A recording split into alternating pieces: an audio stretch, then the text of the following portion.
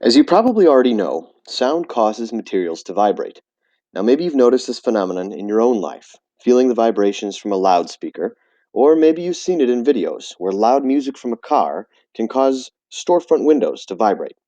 Now, no matter where you've experienced it, this phenomenon is a reason why we're able to do everything from listening to music to identifying the voice of a loved one. In mammals, the cochlea and basilar membrane located here are twisted into a coil.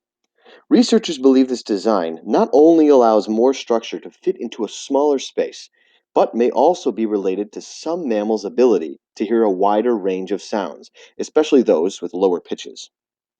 In this animation, we see the uncoiled basilar membrane. Now we know that each area of the basilar membrane vibrates more strongly in response to different pitches, with higher pitched sounds being detected first here at the base of the cochlea. As you move along the basilar membrane to its apex or end, it vibrates more strongly in response to lower pitched sounds. To help us visualize what this looks like, this animation shows what your basilar membrane might look like as a song enters our inner ear here. Now, in this animation, you will see that different pitches or notes will cause different areas of the membrane to vibrate more, allowing us to hear all of those different sounds at the same time.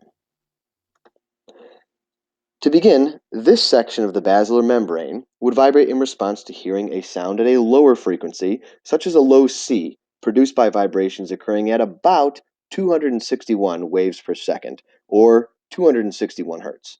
Let's take a look.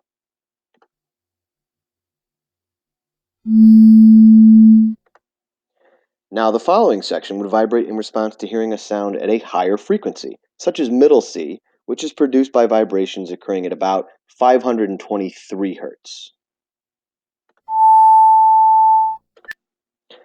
The final section that we'll look at would vibrate in response to hearing an even higher sound at an even higher frequency, which is about 1046 hertz. Now, if all three sounds reach the ear at the same time, such as when three notes on an organ or piano are played at the same time, then these three locations would all vibrate in response to that chord. Each location in the basilar membrane has its own hair cells that detect these vibrations, which then relay an impulse to the nerve that sends a signal to our brain that this sound was detected. When we hear that chord of three notes all at once, three separate groups of hair cells detect these vibrations and relay separate impulses to our brain all at once. Our brains then can sort and classify these sounds so that we can respond to them, store them as memories, or both. In the remaining clip, we will see how many different sounds in a complex song would cause many different sections of the basilar membrane to vibrate, which in turn would cause many different groups of hair cells to detect these vibrations, sending those impulses to our brain.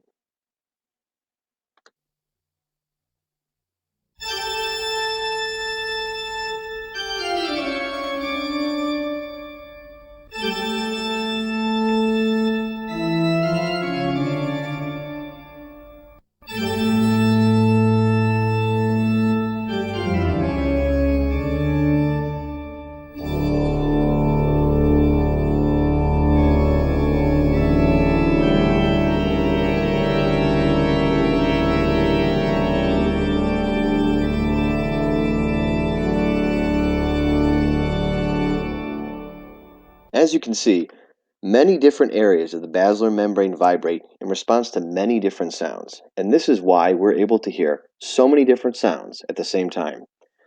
As always, we are able to build this knowledge because of the tireless work of the scientists and researchers that have come before us. Our special thanks to Dr. James Hudspeth and the Howard Hughes Medical Institute for developing this incredible animation for students everywhere. Thank you for joining us.